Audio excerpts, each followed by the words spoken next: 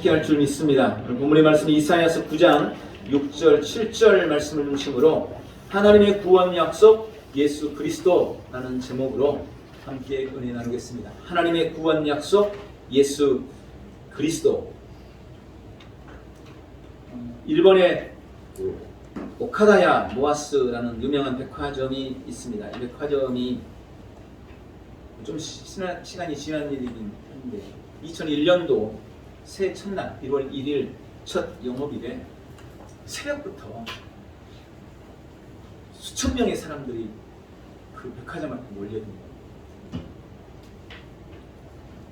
그 백화점에 찾아온 사람들마다 한 장의 쪽지를 들고 있었습니다. 이벤트였습니다. 1991년도 처음 백화점을 개장할 때 전단지를 뿌린 거예요. 그리고 거기에 그렇게 썼습니다. 앞으로 10년 후 10년이 지난 2001년 새해 첫날 누구든지 그 전단지를 가지고 백화점으로 오면 선물을 드리겠다. 이렇게 10년 전에 약속을 한 거예요.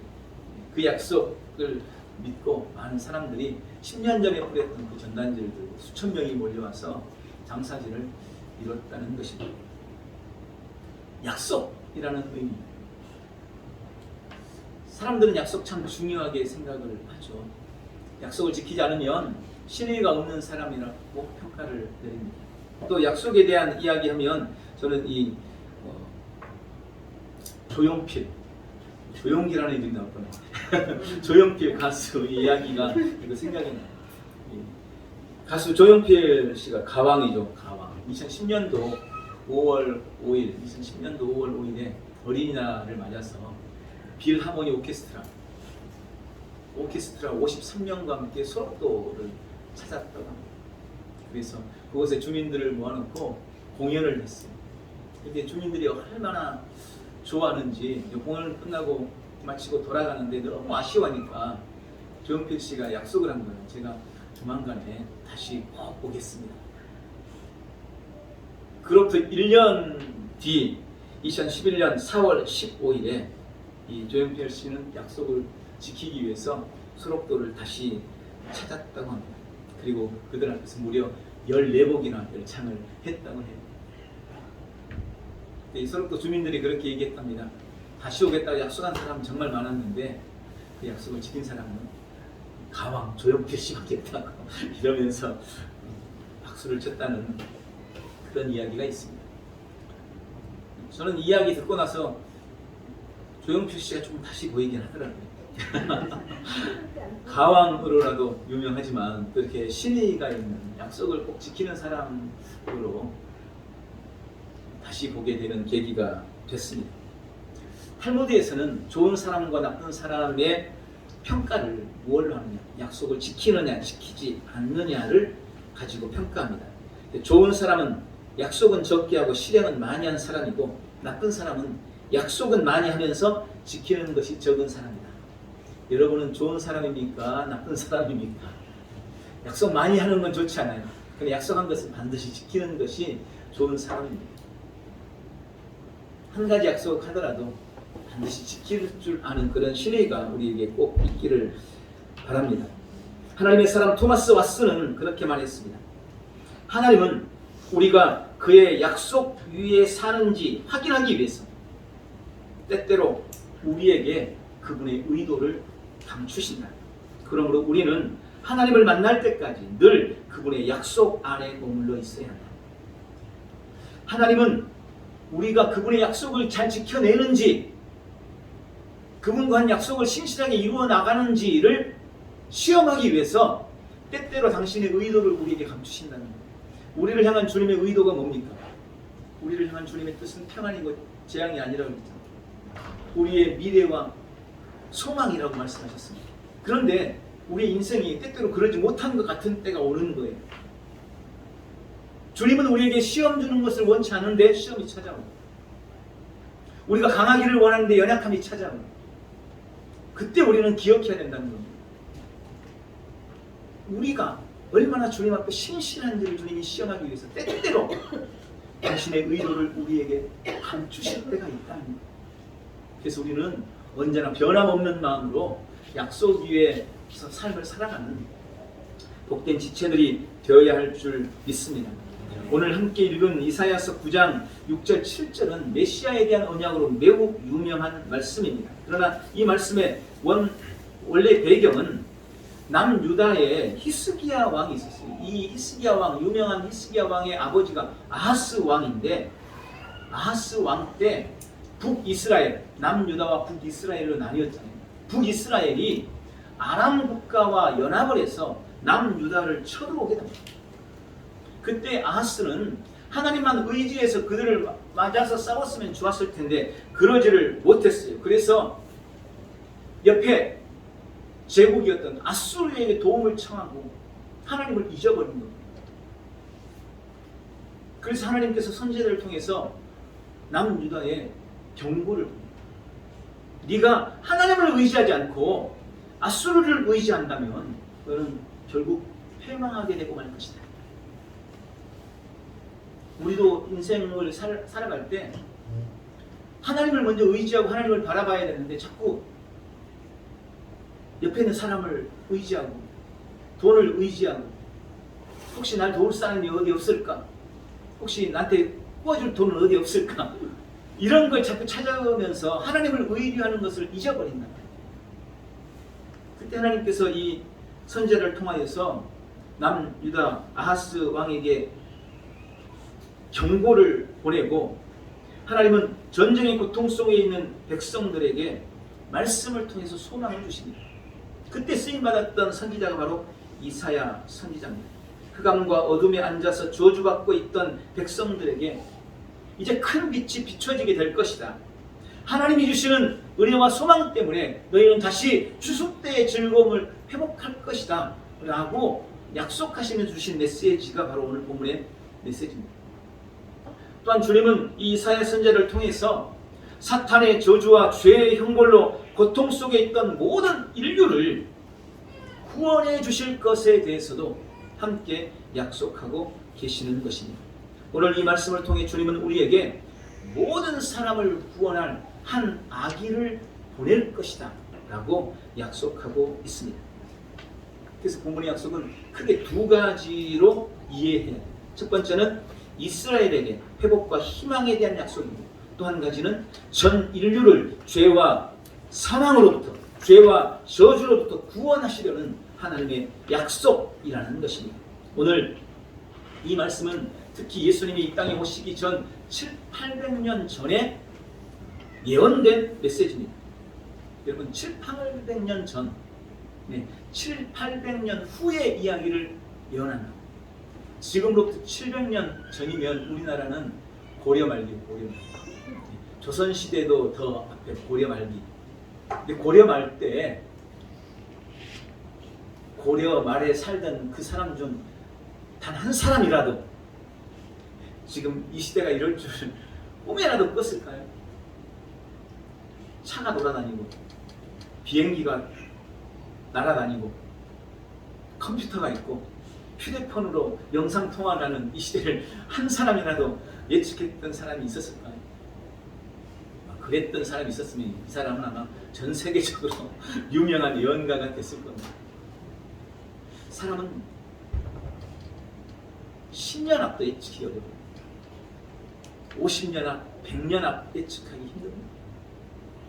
그럴 수가 없어요. 그런데 700년, 800년 후의 일을 예측한다는 것은 사람으로서는 불가능한 일인 거죠. 하나님께서 이사야 선지자를 통해서 700년, 800년 후에 있을 놀라운 일에 대해서 아주 명확하게 예언하고 있는 것이 오늘 본문의 중요한 메시지 중에 하나인 것입니다. 하나님은 이사야 선지자를 통해 인류를 구원할 계획을 무려 700~800년이라는 시간을 거슬러서 약속하고 있는 것입니다. 사실 700~800년이 문제가 아닌 거죠. 아담이 타락한 이후에 창세기 3장 15절에 여자의 후손이 너의 후손의 머리를 깨뜨릴 것이다. 이 약속, 이건 수천 년 전의 약속인 거죠. 하나님이 우리 인류를 향한 놀라운 약속. 특별히 오늘 이사야 선지자는 7, 8년을 거슬러서 인류의 구원에 대해서 약속하시면서 이사야 7장 14절에 이렇게 약속합니다. 주께서 친히 징조를 너희에게 주실 것이라. 보라, 처녀가 잉태하여 아들을 낳을 것이요 그의 이름을 임마누엘이라 하리라. 처녀가 잉태한다. 이건 역사상 있을 수 없는 일이에요. 인류에는 도저히 있을 수 없는 일. 남자 없이 여자가 아이를 낳는 것은 절대 있을 수 없는 불가능한 일. 그러나 하나님은 이사야 선지자를 통해서 구원자가 바로 그렇게 올 것이라고 있을 수 없는 그 일에 대해서 800년 전에 예언한 겁니다. 더더군다나 그 아기의 이름이 임마누엘이다. 임마누엘, 하나님이 우리와 함께 계신다. 즉 그 아기가 곧 하나님이라는 거예요. 하나님이 처녀의 몸을 통해서 이 땅에 오실 것이라고 800년 전에 예언했던 것입니다. 그리고 오늘 9장에 와서 그 아기에 대해서 좀 더 구체적으로 설명하고 있습니다. 그 아기가 어떤 분인가? 그 아기에게 어떤 은혜가 주어졌는가? 그가 가진 능력이 뭔가를 무려 6가지로 말씀을 하는데, 첫 번째, 그 어깨에 정사를 메었다라고 말씀합니다. 정사라는 말은 무슨 말입니까? 모든 왕권, 모든 통치권, 왕의 권세를 가졌다는 겁니다. 다스리는 자로 온다는 거예요. 아기가, 한 아기가 온 세상의 통치자로 올 것이라고 예언한 겁니다. 두 번째, 그의 이름은 기묘자다라고 말합니다. 이 기묘자라는 말은 원더풀이라는 말이에요. 원더풀, 놀랍다, 경이롭다. 뭐 우리가 unbelievable 뭐 이런 거 있잖아요. unbelievable, 도저히 믿을 수 없는, 희한한, 놀라운, 경이로운. 그 아기가 경이롭고 놀랍다. 세상이 깜짝 놀랄 것이다. 그 아기가 그런 겁니다. 세 번째, 그는 모사다. 모사라는 말은 지혜로운 사람, 상담자, 조언자, 답을 주는 사람이라는, 답을 주는 사람. 답이 없어 고통당하는 수많은 사람들에게 답을 주는 자, 그 아기가 모사다. 네 번째, 그는 전능하신 하나님이다. 점점 갈수록 기가 막힌 말씀을 하시는 거죠. 아기인데 전능하신 하나님, 못할 것이 없는 전능자 하나님이 아기로 온다는 것입니다. 다섯 번째, 그 아기는 영존하시는 아버지다. 영원히 거하시는, 영원히 존재하시는, 영원히 살아계신 아버지시다. 우리 하나님이심을 다시 강조하고 계시는 것입니다. 여섯 번째, 그 아기는 평강의 왕이다. 그 아기가 평화를 준다는 겁니다. 모든 전쟁을 멈추게 하고 불화한 곳에 평강을 주는 분으로 그 아기가 올 것이다 라고 약속하고 있습니다. 얼마나 놀라운 약속입니까? 하나님이 온 인류를 위해 한 아기를 보낼 텐데 그 아기가 이런 엄청난 신분과 권세를 가지고 이 땅에 올 것이라는 겁니다. 그 아기의 어깨에 정사가 메어져 있고 그가 기묘자요, 모사요, 전능하신 하나님이며 영존하신 아버지고 평강의 왕이 될 것이다. 왕으로 올 것이다 라고 말씀하셨습니다. 사람의 약속도 엄청난 구속력과 영향력을 미치는데 막중한 책임이 따르는데, 하물며 여호와, 언약의 하나님, 약속의 하나님, 하나님은 인생이 아니셔서 시건치 않으시고 인자가 아니셔서 후회가 없으시느니라. 어찌 그 하신 말씀을 실행치 아니하시며 하신 말씀을 준행치 아니하시랴. 약속하신 바로 그분, 그분의 이 약속이 어찌 헛될 수가 있겠어요? 하나님이 그렇게 약속하신 겁니다. 온 인류를 구원할 한 아기가 이 땅에 올 것이다. 그리고 주님은 그 약속을 이루시기 위해, 그 약속을 지키시기 위해 오늘 7절에 보니까 열심을 내셨다 라고 말씀하고 있습니다. 하나님의 열심이, 여호와의 열심이 그 일을 이룰 것이다. 그리고 2000년 전 그 약속이 이루어졌습니다. 인류 구원을 위해 메시아를 약속하신 하나님은 열심히 그 약속을 이루어 가셨습니다. 여러분, 구약의 이스라엘의 여정과 하나님의 인도는 메시아를 준비하시는 하나님의 열심이었습니다. 제사를 통해 수많은 짐승이 인생을 위해 피를 흘리는 것이 바로 메시아를 위한 하나님의 열심 때문이었습니다. 성막을 만들고 왕들을 세우고 선지자들을 보내고 제사장들을 통해서 인생을 만나주시는 것 역시 그 메시아의 오심을 준비하시는 하나님의 열심이었습니다. 하나님은 수천 년을 그렇게 우리 인류를 위한 구속을 위해 열심을 내셨고 하나님의 공의와 하나님의 정의로 그 모든 약속을 보존해 가셨던 그 약속이 쇠해지지 않도록 다윗의 왕권을 세우셔서 그 약속을 계속해서 온 인류가 받을 수 있도록 이끌어 가셨던 겁니다.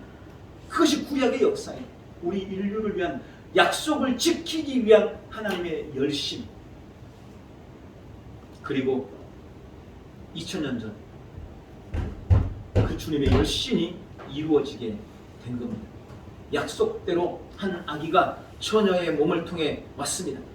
그는 참으로 그 어깨에 정사를 내셨습니다. 온 세상의 왕으로 통치자로 오셨습니다. 심지어는 바다와 바람도 순종하고 죽음마저도 그 앞에 순종했습니다. 그는 온 땅을 다스리는 자로 이 땅에 오셨습니다. 그는 참으로 기묘자였습니다. 그는 정말로 경이로운 분이었습니다. 처녀의 몸에서 성령으로 말미암아 잉태해서 태어난 그분의 태어난 것이 경이로웠고 그분의 삶이 경이로웠습니다. 가는 곳마다 병든 자를 고치고 사람들이 상상할 수 없는 기적을 일으켰습니다. 그분의 생애 자체가 놀라운 경이로움이었습니다. 그분의 죽음이 경이로웠습니다. 죄 없으신 그가 십자가를 지고 고난을 당하고 엘리 엘리 라마 사박다니 다 이루었다 하신 그분의 십자가가 경이로웠습니다. 또한 그분의 부활은 얼마나 경이로운 일입니까? 죽었어요. 그런데 죽은 자가 3일 만에 다시 태어났어요. 그분은 부활이라는 그 놀라운 경이로움으로 봐라, 내가 바로 그다. 수천 년을 거쳐서 약속했던 메시아, 하나님의 열심히 이루어왔던 그 구원에 대한 약속, 그가 바로 나다. 예수님은 부활로 그것을 증명해 내신 것입니다. 그분은 무엇하셨습니다? 그는 가장 완벽한 상담자요 조언자였습니다. 초월적인 지혜로 인생의 모든 문제에 답을 주는 인생의 해답이었습니다. 천국으로 가는 우리 인생의 가이드였습니다. 구원과 축복의 길로 인생을 인도하셨고 그를 만나는 모든 사람들은 다 위로를 얻고 소망을 얻었습니다. 구원을 받았습니다. 그는 인생의 답을 준 모사였습니다. 그분은 전능했습니다. 그분이 행하셨던 모든 일들은 오직 하나님만이 하실 수 있는 일들이었습니다. 그분은 어떤 병도 고치셨고 모든 귀신을 쫓아내셨습니다. 물 위를 걸으시고 심지어는 죽은 자를 살리셨습니다. 그리고 죽었다가 다시 살아나십니다. 그는 영원히 계시는 아버지셨습니다.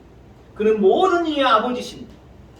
이 땅에 3년 6개월만 계실 뿐만이 아니라 승천하신 후 약속하신 성령을 보내셔서 지금도 우리 안에 우리와 함께 거하시는 영존하시는 아버지십니다. 그분은 평강의 왕이십니다. 그를 만난 모든 사람들에게는 평화가 이루어졌습니다. 하나님과의 불화가 사라졌습니다. 하나님과 평강이 이루어졌습니다. 사람과 사람 사이에 평화가 이루어졌습니다. 그분은 평강의 왕, 평화의 왕으로 이 땅에 오셨습니다. 그분이 가는 곳마다 다툼이 멈추고 불화가 멈추고 평화가 임했습니다. 그분이 메시아 예수 그리스도십니다. 그분은 약속대로 오셨고 약속대로 고난 당하셨습니다. 약속대로 죄인이 되어 나무에 달리셨고 약속대로 피 흘리셨고 약속대로 부활하셨습니다. 그렇게 주님은 약속대로 인류를 위한 모든 구속을 다 이루셨습니다. 요한복음 19장 30절에 예수님은 자신을 통해 약속하신 인류 구원을 위한 모든 사역이 다 이루어졌다고 십자가에서 선언하십니다. 다 이루었다. 다 이루었다. 예수께서 신 포도주를 받으신 후 이루시되 다 이루었다 하시고 머리를 숙이시니 영혼이 떠나가시니라. 여러분, 오늘 이 예수님의 구속은 두 가지 중요한 의미를 가집니다. 첫 번째는 주님의 구원은 모든 사람을 위한 은혜라는 것입니다. 모든 인종과 나라와 성별과 문화의 장벽을 넘고 모든 이념과 사상의 장벽을 넘어 모든 종교를 막론하고, 여러분 신천지를 믿는 사람도 불교를 믿는 사람도 다 그들을 위해서도 예수님이 십자가를 지십니다. 그들을 위한 구속도 예수님이 다 이루신 것입니다. 이 땅에 존재하는 모든 사람을 위한 구속이었습니다. 구원받지 못할 자는 없습니다. 모두를 구원하기 위해 예수님은 십자가와 부활로 모든 구속을 다 이루셨던 것입니다. 두 번째로 예수님의 구원은 전 인격과 삶의 전 영역에 미치는 구원입니다. 단지 우리의 영혼 구원만을 위해서 예수님이 십자가를 지시는 것이 아닙니다. 영혼, 육, 우리의 삶의 전 분야, 삶의 전 영역에 미치는 모든 저주와 어둠과 실패와 좌절을 끊고 영생과 건강과 부여와 자유와 번영과 번성과 형통과 성공, 죄사함과 용서와 평안과 기쁨과 행복을 위한 우리의 전 삶의 영역에 미치는 놀라운 구원이었던 것입니다. 이것을 입증하기 위해서 예수님은 가시는 곳마다 치유와 회복의 기적을 보이셨습니다. 병든 자들은 다 고침을 받았고 가난한 자들이 다 부욕해 됐으며 모든 묶인 자들이 풀리고 자유함을 얻었습니다. 불안한 곳에는 평화가 임했습니다. 죄가 가져온 모든 저주와 질병과 가난과 묶임, 두려움과 절망과 어둠과 불화와 죽음을 단번에 해결하신 완벽한 구원. 그래서 예수님은 심지어 죽은 자도 살리셨던 거예요. 아니 다시 죽을 건데 굳이 왜 주님이 다시 살리셨을까요? 심지어 죽음마저도 이긴 자다. 심지어 죽음에서도 구원할 자다. 이것을 주님은 보이시기 위해 죽은 자를 살리셨던 기적도 보이셨던 것입니다. 죄가 가져온 모든 저주와 불행을, 모든 가난과 묶임을, 모든 두려움과 절망을, 모든 어둠과 불화와 죽음을 단번에 이기신 그 이김, 오늘 우리 모두에게 그 이김과 승리가 있기를 예수님의 이름으로 축원합니다. 그 완전한 구원을 위해서, 그 약속을 이루기 위해서 이미 2000년 전에 예수님이 육신을 입고 이 땅에 오셨고 십자가와 부활로 이미 그 구속을 다 이루셨습니다. 이미 이뤘다는 것, 여러분 이게 매우 중요한 겁니다. 이미 이루셨어요. 조금도 남겨두지 않았습니다. 내가 90%는 이뤘는데 한 10%는 아직 남았어. 그러니까 내가 끝까지 너희가 어떻게 하는가 보고 내가 100%를 채울 거야. 아니요. 그러지 않습니다. 이미 100% 다 이루셨습니다. 그러므로 우리는 지금 그 구원의 약속을 누려야 합니다. 예수님이 2000년 전에 다 이루셨기 때문입니다. 그리고 주님이 그 승리의 구원을 이미 우리에게 주셨기 때문입니다. 그러면 우리는 지금 어떻게 예수님께서 2000년 전에 이루신 그 구원의 은혜, 구속의 은총을 지금 우리의 삶에서 누릴 수 있을까요? 두 가지로만 설명드립니다. 첫 번째, 예수님을 영접하는 것입니다. 요한계시록 3장 20절에 볼지어다 내가 문 밖에 서서 두드리노니 누구든지 내 음성을 듣고 문을 열면 내가 그에게로 들어가 그로 더불어 먹고 그는 나로 더불어 먹으리라. 영접하는 자, 곧 그 이름을 믿는 자들에게는 하나님의 자녀가 되는 권세를 주셨으니, 여러분 영접하는 겁니다. 마음의 문을 열고 예수님을 내 마음에 모시는 것입니다. 지금 예수님의 그 초청에 아멘하고 문을 여는 것입니다. 그분의 부름에 응답하는 것입니다. 닫힌 마음의 문을 열고 예수님을 우리의 삶에, 내 마음에 영접하시기 바랍니다. 내 삶의 한가운데로, 내 마음의 중심으로, 내 마음의 왕자로 예수님을 모셔드리시기 바랍니다. 더 늦기 전에 아직 내 마음의 문을 두드리고 계실, 속히 마음의 문을 열어야 합니다. 두 번째는 믿는 것입니다. 믿으십시오. 요한복음 3장 16절에 하나님이 세상을 이처럼 사랑하사 독생자를 주셨으니 이는 그를 믿는 자마다 멸망하지 않고 영생을 얻게 하려 하십니다. 여러분, 예수님을 믿으십시오. 나의 구원을 위한 하나님의 열심을 믿으십시오. 날 위해 하나님이신 그분이 육신을 입고 이 땅에 오셨음을 믿으십시오. 예수님께서 나의 죄 때문에 십자가 지셨고 채찍질 당하시고 고난의 십자가를 지고 죽으셨음을 믿으시기 바랍니다. 나에게 영원한 생명과 구원을 주시기 위해 부활하셨음을 또한 믿으시기 바랍니다. 예수님께서 날 위해 행하신 모든 일들을 믿으시기 바랍니다.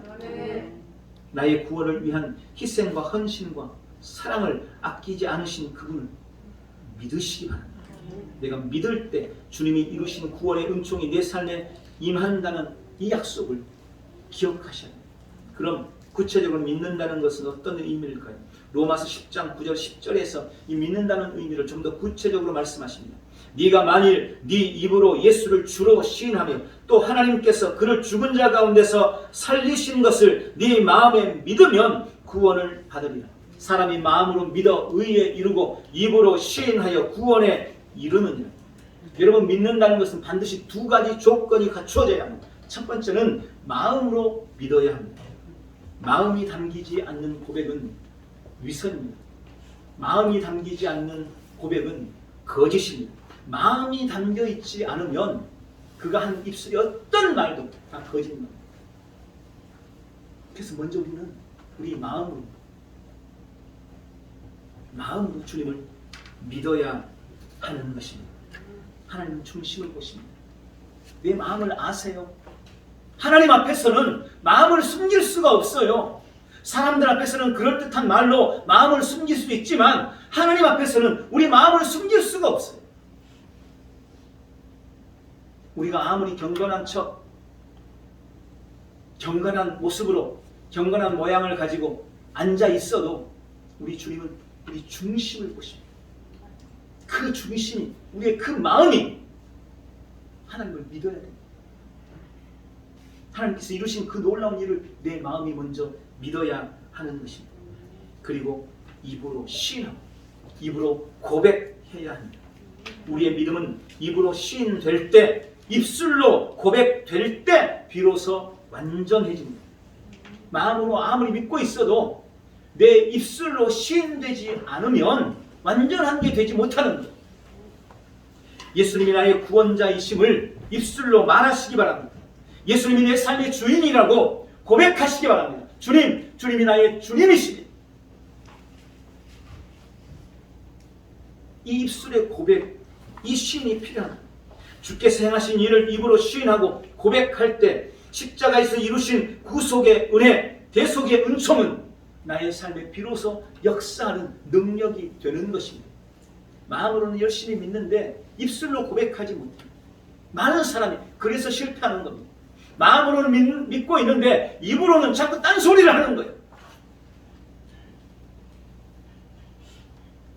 여전히 내 입술에서는 원망과 불평이 끊이지 않고 불신의 소리가 계속해서 흘러나오고 있고, 마음으로는 믿는데, 그렇죠. 교회 나와서 예배하는 사람 치고 마음으로 예수님 안 믿는 사람이 어디 있겠어요?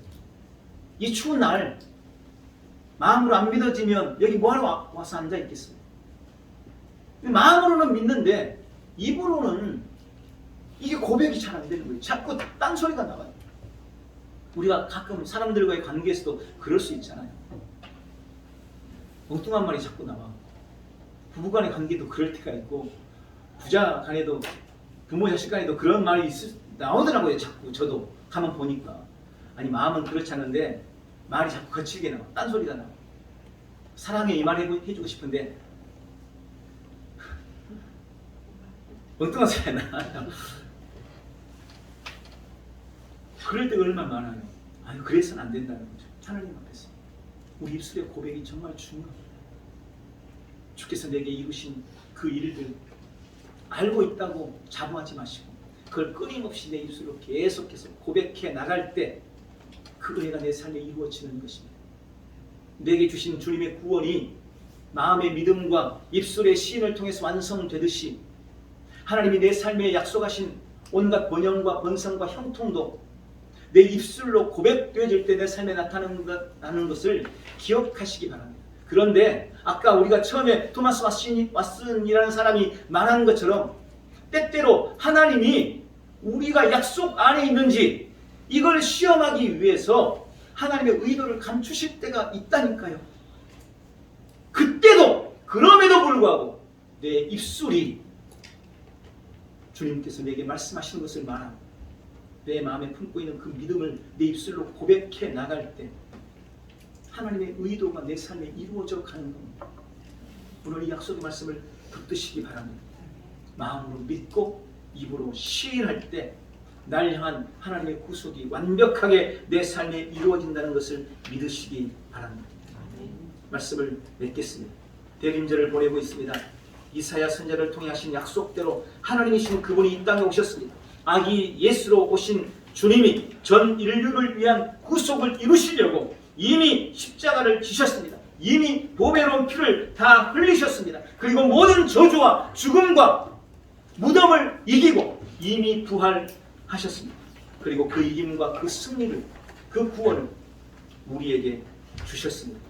하나님의 구원 약속으로 이 땅에 오신 예수님을 오늘 우리 마음에 다시 한번 모시고 내 입술로 주님이 행하신 일에 대해서 믿음으로 고백하고 선언하고 선포함으로 십자가와 부활을 통해 우리에게 주신 그 놀라운 구원과 구속을 우리의 전 삶의 영역에서 누려나가는 복되고 귀한 성도들 다 되시기를 예수님의 이름으로 축복합니다. 기도하겠습니다. 전능하신 하나님, 모든 사람을 구원하시려고 예수님을 이 땅에 보내주셔서 감사합니다. 하늘 보좌를 버리고 가장 낮은 곳에 가장 비천한 모습으로 오신 예수님을 송축합니다. 찬양합니다. 사랑합니다. 주님, 나는 예수님을 영접했습니다. 내 마음으로 죽은 자 가운데서 그를 살리신 하나님을 믿습니다. 내 입으로 예수님이 나의 주인이심을 시인하며 고백합니다. 주님이 나의 능력이십니다. 주님이 나의 구원이십니다. 주님이 나의 구세주이십니다. 주님이 나의 주인이십니다. 이번 한 주도 나는 마음으로 믿고 입술로 고백함으로 주께서 십자가와 부활로 이루신 그 놀라운 구원의 은혜와 은총을 우리의 전 삶의 영역에 온전히 누려나가도록 역사해 주시옵소서. 예수님의 이름으로 기도하옵나이다. 아멘. 우리 다 같이 일어나